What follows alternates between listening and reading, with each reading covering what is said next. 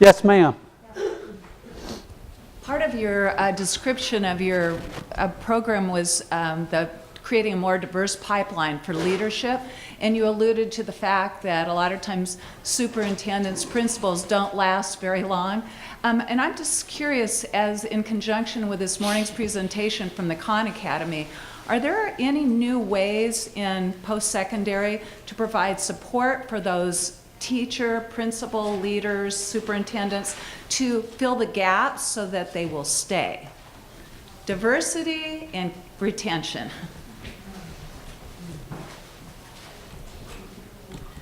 Wow, so you're asking basically, is there any initiative for leaders to stay on the job? On the job and create a more diverse pipeline. That was part of your description. You know, some of this comes down to who's in the district, right? To have that diverse pipeline, and how does the recruiting go about for those who are ready for the job? I have to say, in our program, and I'll be honest, I was pleasantly surprised when I arrived at the University of Georgia 10 years ago. Our program is probably one of the most diverse around the country, and definitely in the state, in terms of who's teaching and who's learning, right? So I think one way to get at this is first think about the needs in these respective districts, right? But also think more globally about what the students need. But there's no magic wand, right, for that answer.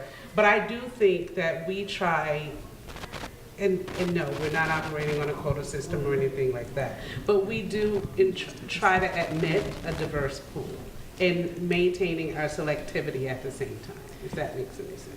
I'd just like to comment, Dr. Pethel and Mr. Wilbanks, they're a little bit modest. They have one of the, probably the most robust, successful leadership programs for developing pipeline, those that need to be in the pipeline, leadership development programs internally.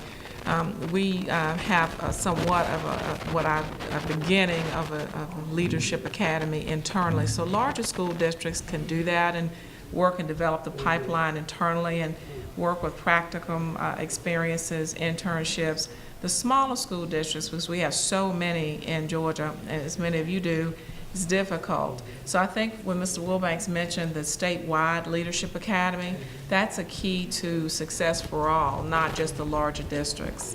I think that's been really successful in the Metro Atlanta area, and certainly something that we have tried to model.